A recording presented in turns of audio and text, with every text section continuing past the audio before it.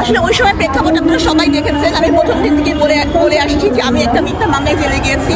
কারণ যে কোম্পানির আমাকে চেয়ারম্যান বলে আমাকে জেলে ঢুকিয়ে দেওয়া হয়েছে, সেই কোম্পানিগুলো চেয়ারম্যান হওয়াই সম্ভব না, কারণ ওটা একটা ব্যক্তি মালিকানাধীন কোম্পানি।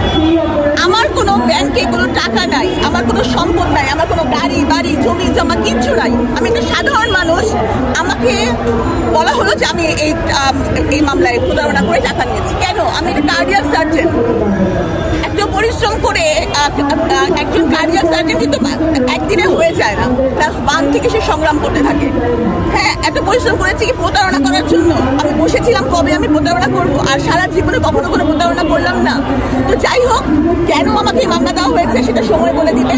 তো ইনশাল্লাহ পুরো তদন্ত হলে সবই জানা যাবে। তবে আজকে আমি এসেছি সাইবার সিকিউরিটি অ্যাক্টিভিস্ট সিএসএতে যারা ভুক্তভোগী, তাদের কারণে আমি এসেছি তাদের সাথে সংহতি প্রকাশ করার জন্য। মিথ্যা মামলার ব্যাপারটা আপনারা সবাই বুঝতে পেরেছেন, কেন মিথ্যা মামলা দেওয়া হয়, কেন মিথ্যা মামলা করা হয়। জনগণও বুঝবে, খালি একটু সময়ের প্রয়োজন।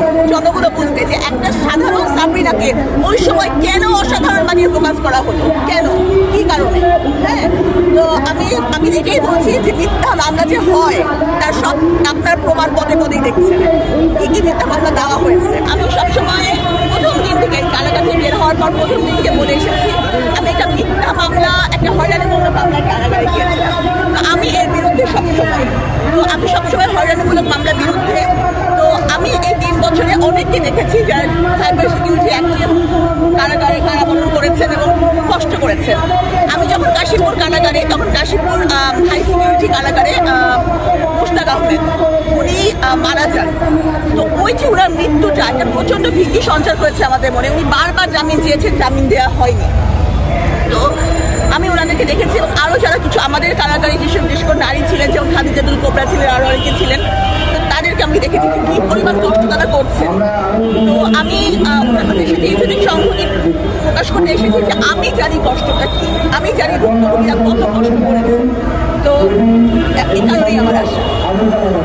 সবচেয়ে আমার কাজ হচ্ছে বন্দিনী 2য় খণ্ড, এবং হচ্ছে যে আরেকটা বই আমি লিখছি। তো এই 2টা বই মেলা লাগিয়ে আমাকে কমপ্লিট করতে হবে এটা।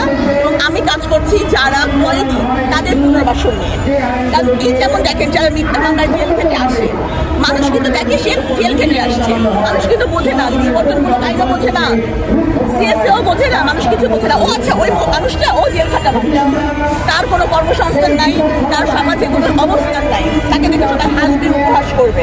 হ্যাঁ, তো আমার কাজটা হচ্ছে আমি সোশ্যাল রিহ্যাবিলিটেশন এবং তাদের হচ্ছে সকল ধরনের সোশ্যাল একটা তাদেরকে অ্যাকসেপ্টেন্স তৈরি করা। আসলে চিত্রনায়িকা হওয়ার প্রতিভা আমার নাই।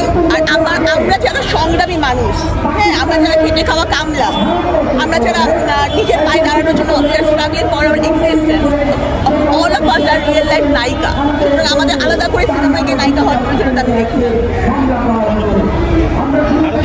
আমি শ্রদ্ধা জানাই, আশা করি যারা পরিবর্তন আনবেন। অনেকেই ভাবছেন যে একদিনে বুঝে বিশাল একটা পরিবর্তন চলে আসবে, অনেকেই আফসোস করছেন এই স্বাধীনতাকে চেয়েছিলাম হ্যান ত্যান এই জাতীয়, কিন্তু একদিনে কিন্তু কিছু হয় না, যে কোনো রিফরমেশনের জন্য টাইম দিতে হয়। তো আমি মনে করি যে যোগ্য ব্যক্তিরা যোগ্য অবস্থানে গিয়েছেন এবং ইনশাল্লাহ একটা ভালো পরিবর্তন আশা করি। আমরা তো সাধারণ মানুষ, আমাদের আর কি চাওয়ার আছে? আমরা চাই যে সব দিক থেকে দুর্নীতি লোপ পাক এবং কাউকে মিথ্যা মামলায় হয়রানি করে তার জীবন এবং তার ক্যারিয়ার, তার অর্জন, তার সম্মান আর নষ্ট না।